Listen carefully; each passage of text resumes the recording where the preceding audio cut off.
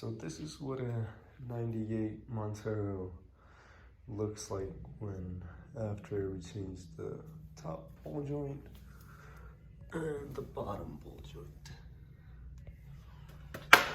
Here I have the tie rod I disconnected because I'm about to replace it. I'm waiting on parts. I have one of the parts ready. And it was the wheel for the tire.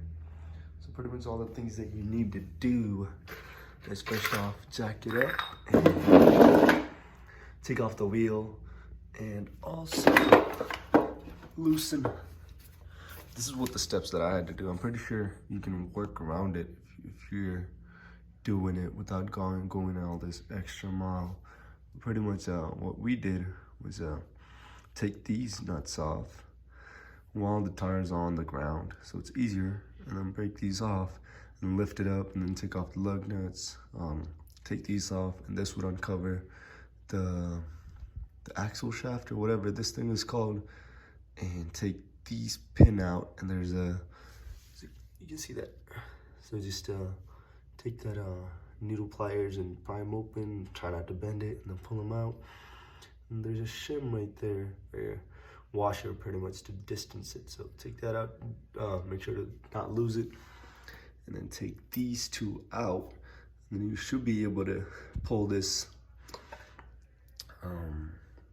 disc brake out. That thing should come out.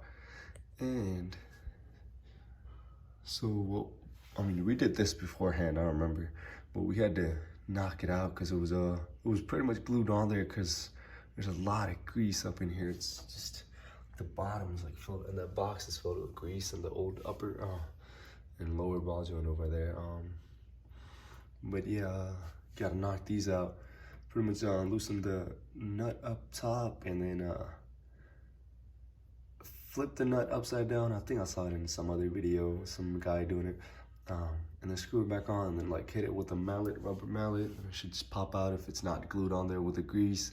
If it is, we just kept hitting this one because we know there's a tear in one of the boots, so I know I was gonna replace it anyway, so I'll just give it a few hammered it out. But after that, after you pull that out, you should be you should be able to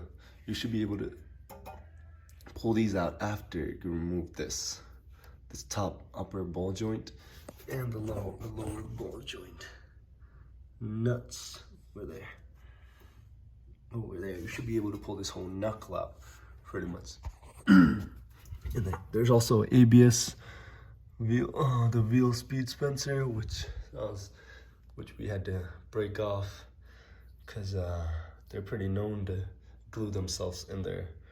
So I kind of broke it out, and it had a shell on it, and then it was like glued on there pretty much. It was stuck on there.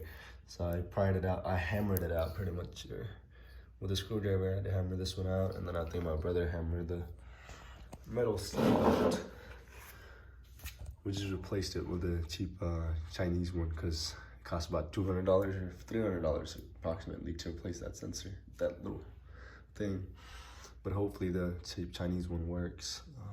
That was the only one that I can get here is on the soon as I could. So in order to take this upper ball joint off, there's 3 screws up top, or bolts up top, or coming from the bottom pretty much. So just you know, grab both sides and loosen up. I tried to loosen up the bottom one with a breaker bar. So I loosened the bolt with the breaker bar. Yeah, I loosened the bolt with the breaker bar and then held down the nut. And it pretty much just came off, and I just pried them open. So when you release this, you gotta be careful because this one's gonna pop up, and then and then you might want to embrace it. What I did was use the top half of my jack stand or jiffy stand or whatever that's called, and then just kind of put them up there above the dust boot cover, the axle. There's like a small area you can just kind of pry it there, so it's not touching the dust boot or it doesn't tear it open and stuff. I hope that's not torn open. Yeah, that's just dust in her. That's not torn open. I hope it's not. But yeah, just probably, it would just pop out there. And you just, if it doesn't, just hammer the knuckle, not the, as you can see, we just kind of dented it with a couple of missed hammers. And yeah, 3 bolts. And on the bottom one, it's 4 bolts, if I'm not wrong. Get a closer look. Yeah, there's 2 right there, that rusted one, those 2, and then there's 2 here.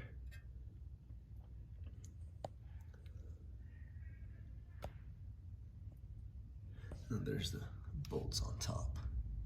I think they're about, I think those are 17 or 23 if I'm not wrong.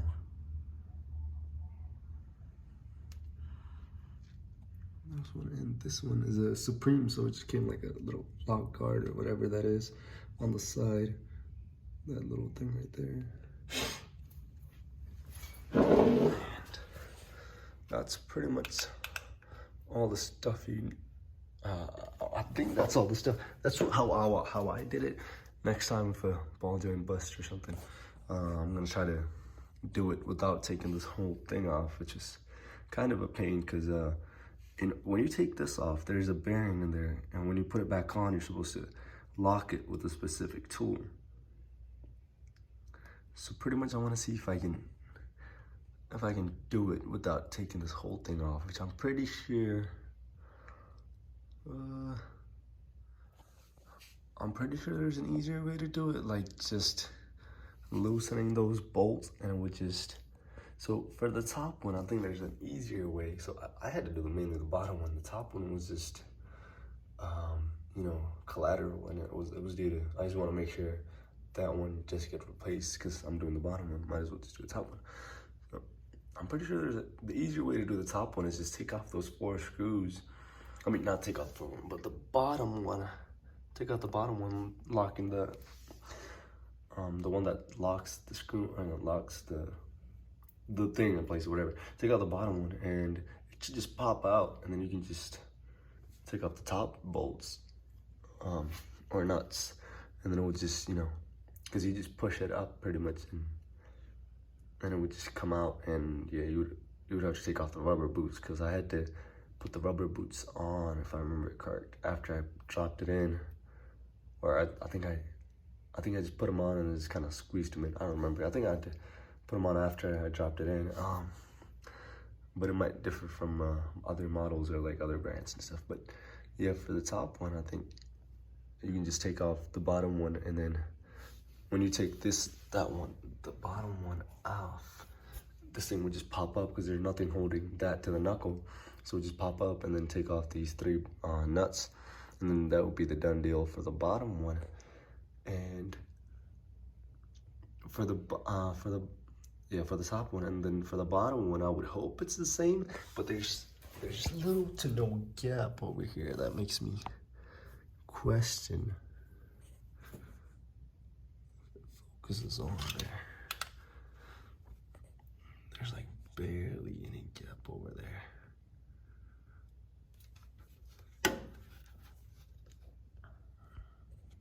But I think if you do the same with the bolts on this one, it should, if you take off the bottom one, and just use a jack to pry this up, you should be able to free it from the knuckle.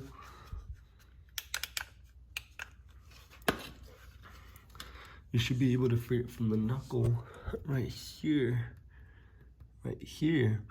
and then use a jack to lift it up. If there's enough gap, and then if it comes off the bolt right there, or the ball joint bolt, you can just twist it to the side. You can just twist it to the side and up, so it's kind of out of there. And then if you can get, if that works, then all you have to do is just the 4 bolts right there. So that was pretty much my struggle, I guess the long way, if you want to call it, that I took to replace both the ball joints and the tie rod ends, the inner and outer one. The outer one's still not here yet, but that's why it's just taken off and thing like that. But yeah, if you're planning to do this, make sure you have a roll of tissue paper in hand and lots of gloves, which I did not use, and a grease gun. I'll have it with me, and the top and lower ball joint, and some, I think the highest that I've used was a 23 millimeter. Yeah, plenty of sockets in hand. 17, 23, I think this one was like 14, 10, there's 10 millimeter, there's 7, 12, and then I think there was an 11 somewhere. Yeah, but for this one's held on by this kind of C-ring or like that C-clip or whatever. I believe it's held on there. So that's why you have to take this off in order to slide the whole thing off. Because if you try to take this knuckle off by just disconnecting both the upper and the lower ball joint, it wouldn't come out because the axle is connected to this. Because you're trying to slide this off from the axle. So when you do that, make sure the other ball joint's there so it doesn't put pressure on the axle shaft. I'm not sure. I'm not that highly knowledgeable, but I would believe it would put pressure on there, which is a bad thing. Make sure you have a lot of napkins. This is only half the napkins that I used in a lot of boxes to collect the grease if it's greased up a lot. This one was filthy. Like that whole thing was covered in grease. You would not be able to see the top of the ball joint, upper ball joint, because it was just filled in grease. And like that one, pretty much, but even worse. But yeah, that's pretty much the journey I had to take to replace my upper and lower ball joint with an upcoming inner and tie rod end. I mean, that's inner and tie. It doesn't seem that hard. Yeah, but that's pretty much it.